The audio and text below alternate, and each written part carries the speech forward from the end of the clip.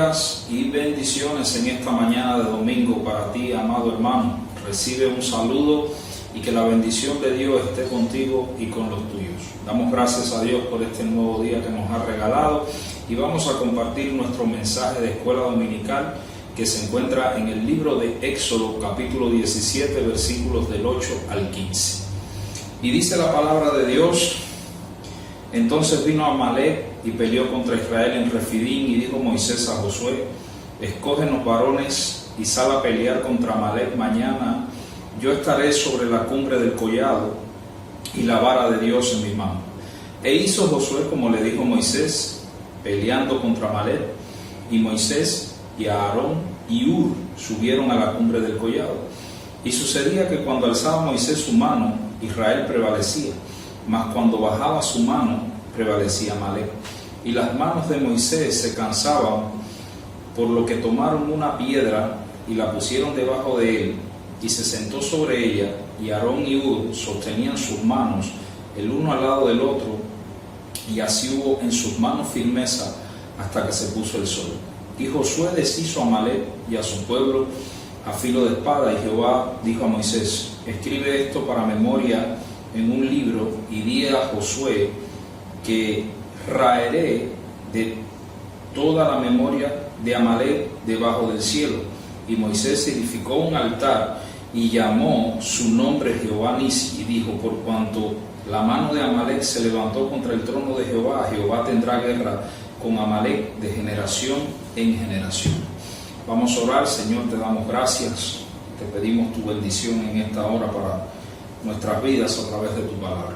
Ayúdanos, Dios, a afirmarnos en tu glorioso y poderoso nombre. En el nombre poderoso de Jesús, amén y amén. Bien, vamos a continuar, amado hermano, con nuestra serie sobre los nombres compuestos de Dios. Y como usted ve, hoy vamos a hablar de Jehová Nisi.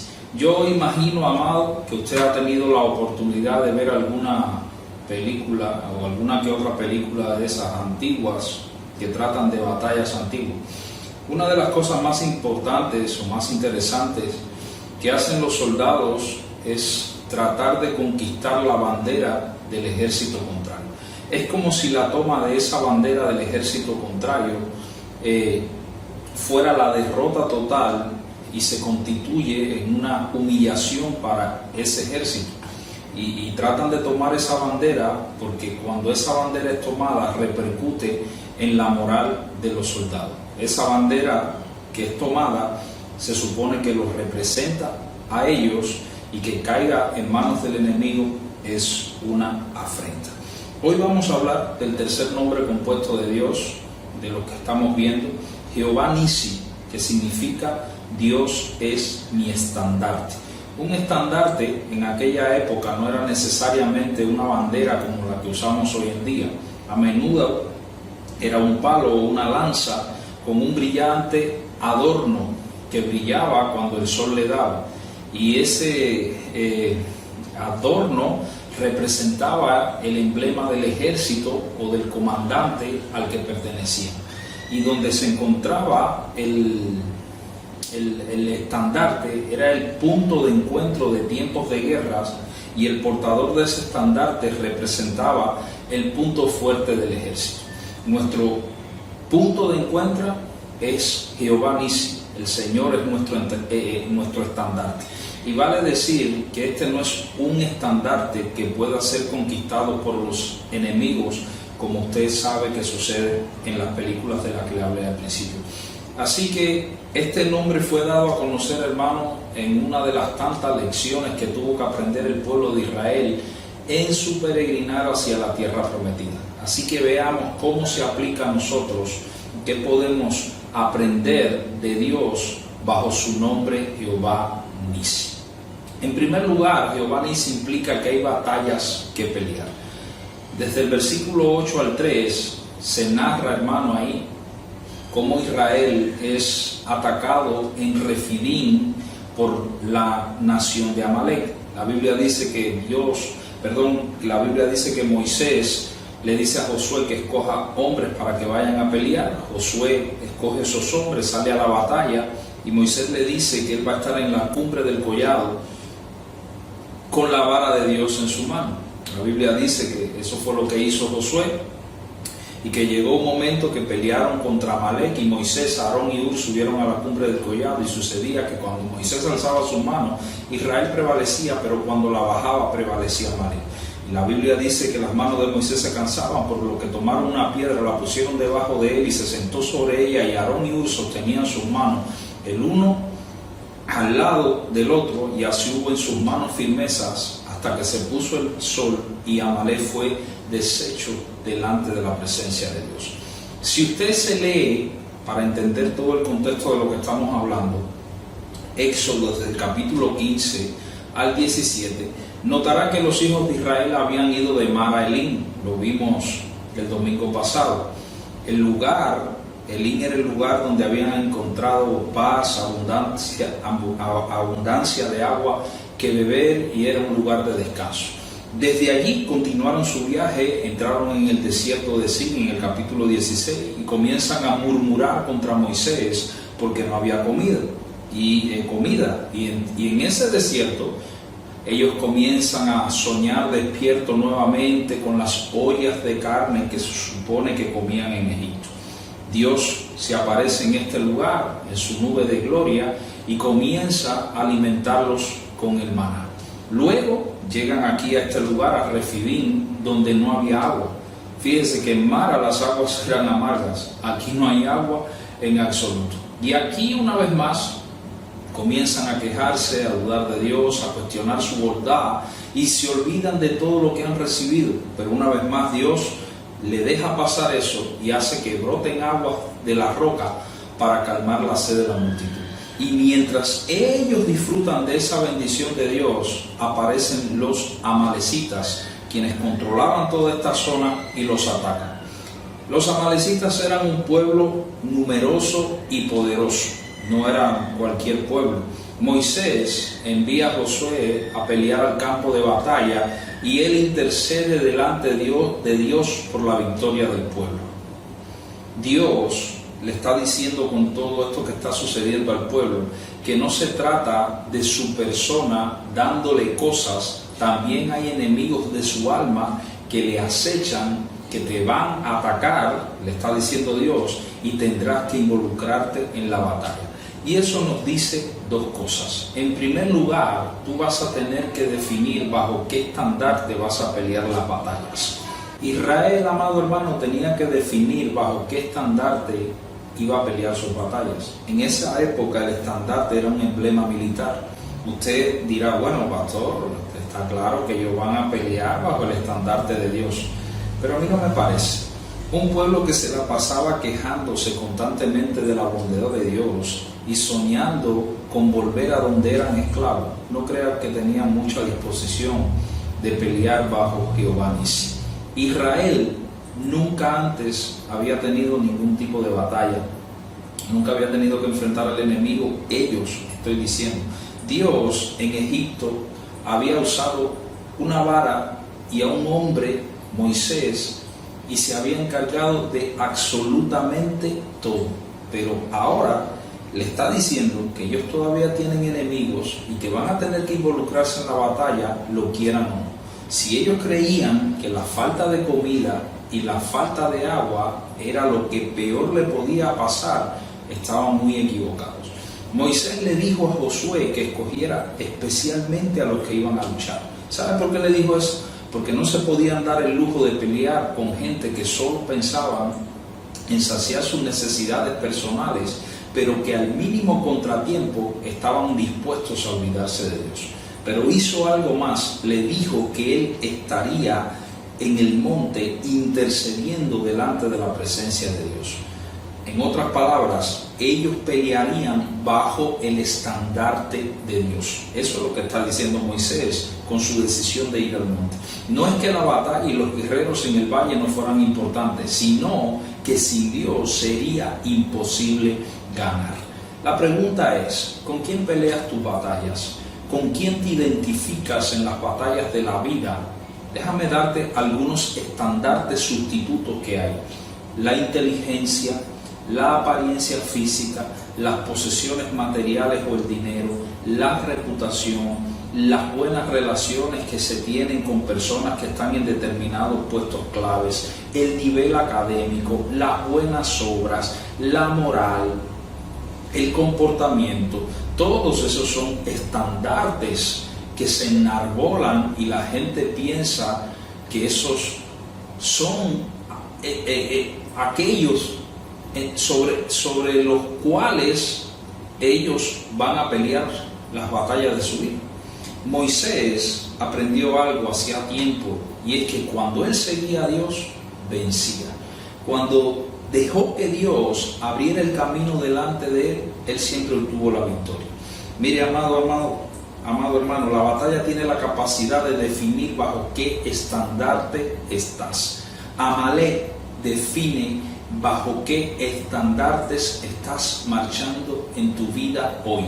¿A qué le das crédito por hacer de ti quien eres hoy? Déjame darte un versículo de uno que sabe quién es Jehová Nissi. El Salmo 27 dice lo siguiente: estos confían en carros y aquellos en caballos, mas nosotros del nombre de Jehová nuestro Dios tendremos memoria. El salmista sabía bajo qué estandarte iba a pelear en su vida. Pero hay un elemento más: no lo vas a lograr tú solo. Esto es una lección que tenemos que aprender. Moisés estaba claro que dependía de Dios, pero no sabían cuánto tiempo le iba a tomar vencer al enemigo. Y este enemigo no era un enemigo cobarde. La Biblia nos registra que salieron corriendo cuando vieron a Josué. Moisés hizo lo que tenía que hacer, pero permanecer con las manos levantadas intercediendo era una tarea bastante agotadora.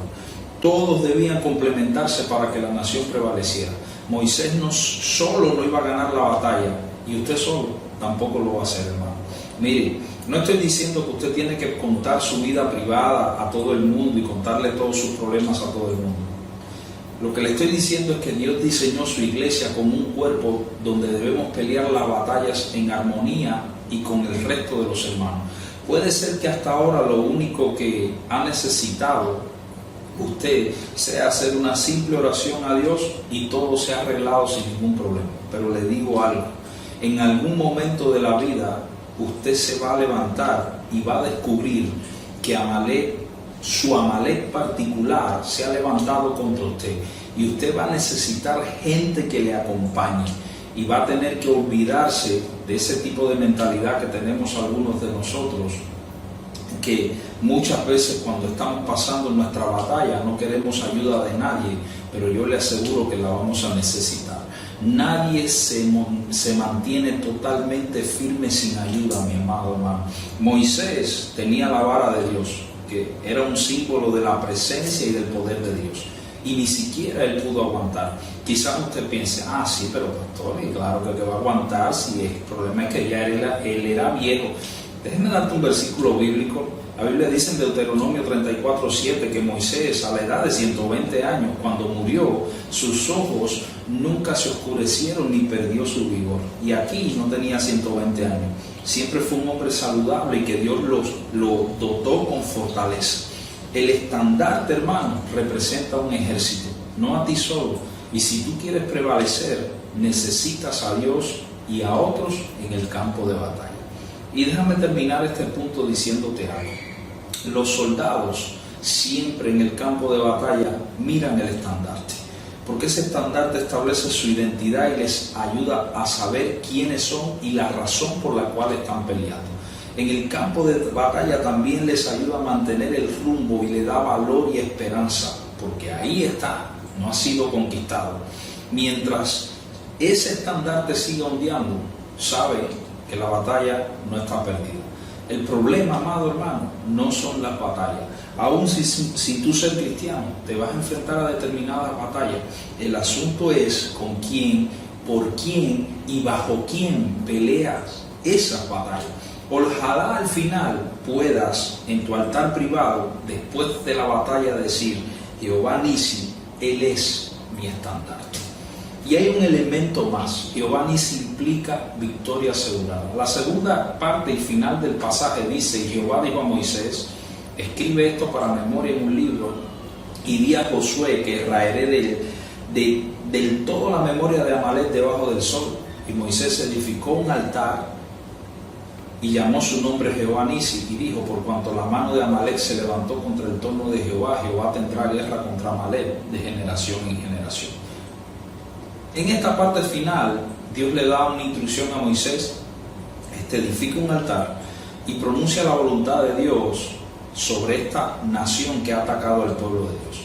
Básicamente, Moisés levanta el altar porque quiere que el nombre de Dios sea alabado y recordado por las generaciones futuras, para que el pueblo recuerde quién merece la gloria por cada victoria obtenida, para que cuando vuelvan a pelear sepan alrededor de quién se deben reunir.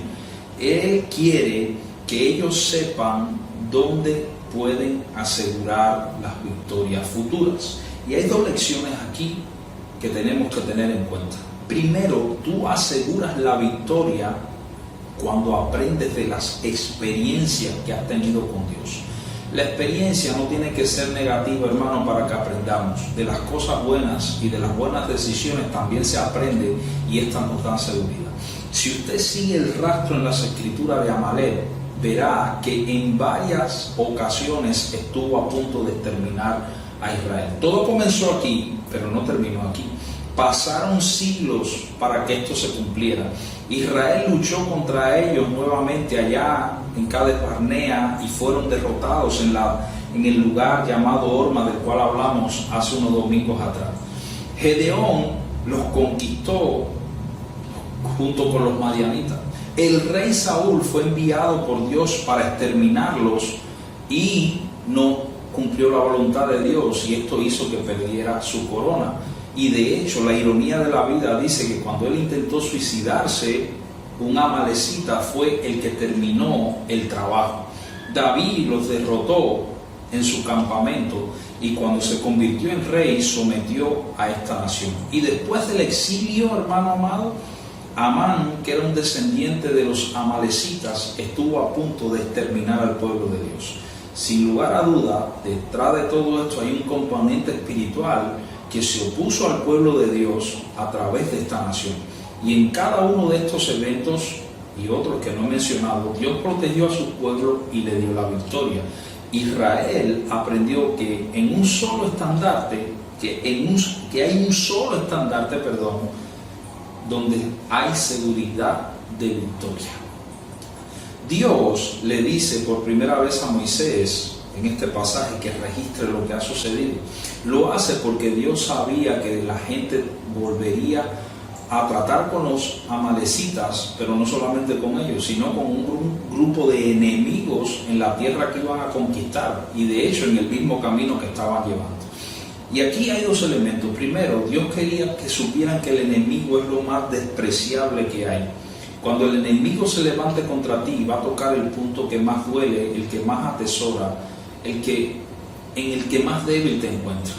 La Biblia dice en Deuteronomio 25, 17 y 18, y esto te da una idea de por qué Dios profirió este tipo de juicio sobre esta nación. Dice lo siguiente: acuérdate de lo que hizo Amalek contigo en el camino cuando salías de Egipto, de cómo te salió al encuentro en el camino y te desbarató la retaguardia de todos los débiles que iban detrás de ti, cuando tú estabas cansado y trabajado y no tuvo ningún temor de Dios.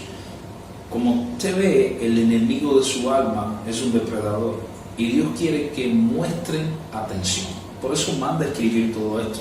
Y lo segundo es porque Dios quería y quiere que todos supieran que Dios lucha por su pueblo, que solo en Él hay una victoria segura.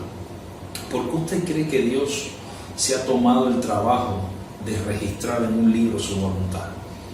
Amado, Dios ha comprometido su palabra para que todos sepan y vean a través de la experiencia propia y de otros que valen la pena mantenerse bajo el estandarte de Dios.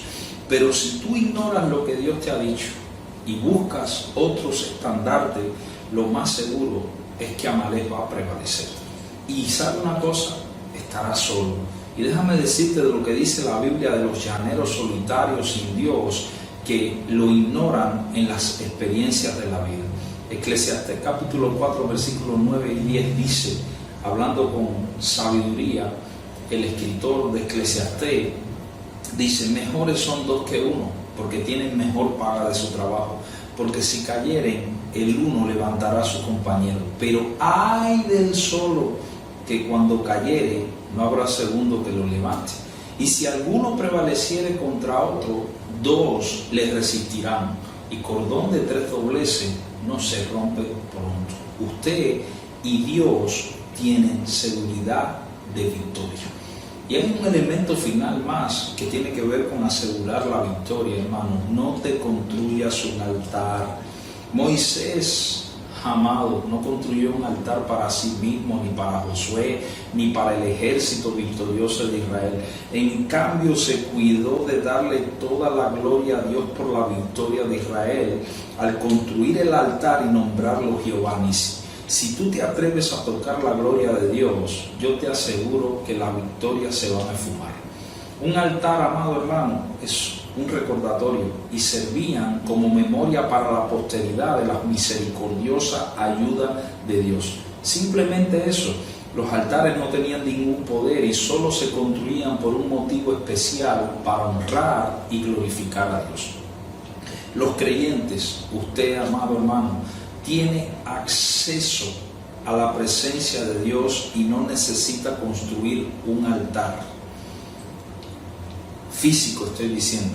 Cuando hablamos de altar, nosotros los creyentes nos referimos a ese momento o a ese lugar donde nos postramos delante de la presencia de Dios para buscar su rostro. Mire, si los creyentes tienen que mirar a algún lugar y para no construir ningún altar, sí deben mirar a aquel que es su estandarte supremo, Jesús. La Biblia dice, hermano, en Juan 12:32, y si yo fuere levantado de la tierra, a todos atraeré a mí mismo. Y eso fue lo que sucedió en la cruz del Calvario. Jesús, amado hermano, es mayor que Moisés como intercesor, es mejor guerrero que Josué. Jesucristo, amado hermano, es el estandarte del pueblo de Dios, y las personas que se unen a Él de todas las naciones alrededor de su cruz, vamos a estar unidos, animados e instruidos, y vamos a estar bajo la cobertura del estandarte supremo de Dios. Es a través de Jesús que nosotros experimentamos victorias espirituales. Aparte de su obra y de la intercesión de Jesús, usted y yo no tenemos esperanza. Entonces mi pregunta es, ¿por qué construimos altares si todo lo que tenemos se lo debemos a Él? Las victorias seguras están en Jesús. No hay otro lugar. No vaya a confundir la vara con el poder detrás de la vara. Todos somos demasiado propensos a confiar en varas, en lugar de confiar en aquel que ordenó que tomaran la vara. Somos propensos a confiar en Moisés en lugar del Señor de Moisés. Entonces, en este mundo, para terminar todo este punto, hay bastantes opciones para pelear las batallas espirituales, pero solo en uno está la victoria. Cuando Moisés levantó este altar, estaba pensando en eso. La pregunta es, ¿cuál es tu bandera? ¿Cuál es el emblema de tu esperanza? ¿Dónde buscas el coraje en tiempos de dificultad y desesperación? Moisés tuvo la mejor respuesta. Él dijo, Dios es mi estandarte. Siempre que me atacan, yo me pongo de su lado. Hágalo, amado hermano, usted también. Y termino en esta mañana. ¿Ha oído usted el dicho, fulano no tiene bandera? Lo decimos cuando vemos a alguien que no tiene lealtad con nadie, solamente con Él. Usted ha visto también cómo los deportistas en cualquier evento deportivo, si ganan o obtienen una medalla, se pasean con la bandera de su nación. Esa es su manera de honrar al país que representa. ¿Ha visto también cómo considera un país a un soldado que en una guerra entrega voluntariamente su bandera al enemigo? Ese país considera a ese soldado un traidor. ¿Ha visto cómo considera un país a un soldado que entrega su vida en defensa de su bandera? Ese país llama a ese soldado un héroe. Deja que Dios te dé la victoria hoy. No importa lo que te amenace con derrotarte en la vida. Puedes saber que Dios es tu estandarte que marcha delante de ti. Si tú estás dispuesto a seguirle y a darle el crédito por la victoria, Él te va a dejar triunfar en todo momento. Recuerde las palabras del apóstol Pablo, amado. Si Dios es por nosotros, ¿quién contra nosotros? Diríamos, usando el nombre de Dios hoy, si Dios es nuestro estandarte, ¿quién contra nosotros? Dios te bendiga en esta mañana. Padre, en el nombre de Jesús, bendice a tu pueblo y que todos corramos con firmeza a reunirnos contigo, Dios. Tú eres nuestro punto de encuentro, eres nuestro emblema, eres nuestro estandarte, eres quien nos representa. Tú eres el conquistador del pecado, de la muerte y de la enfermedad. Y te agradecemos en esta mañana, Padre, en el nombre de Jesús. Amén y amén. Dios te bendiga.